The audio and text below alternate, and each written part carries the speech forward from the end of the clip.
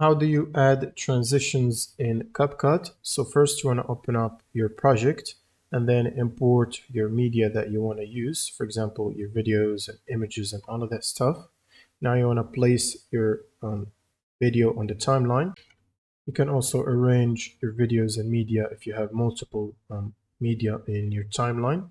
Now you want to click on the transition tab at the top here, and you can browse the transitions that you want to use. You can use the left panel to search in specific categories.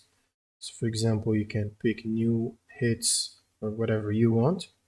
And for example, if you want to use this shake flare effect, you want to click on the download button next to it and then click on the plus button to add it to the timeline. And some of them might require the clip to be split. So there is two clips where the cursor is pointing to insert the effect between the transitions. And now once you click on the plus button where your cursor is placed at the cut like that, you can click on the plus button of the effect and this should add it.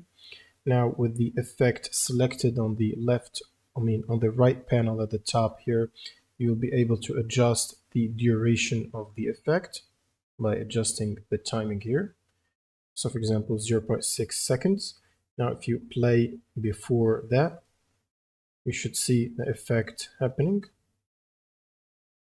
You can also add different effects and preview the transition and adjust the timing. And once you're happy with the result, you can hit the export button and export your video.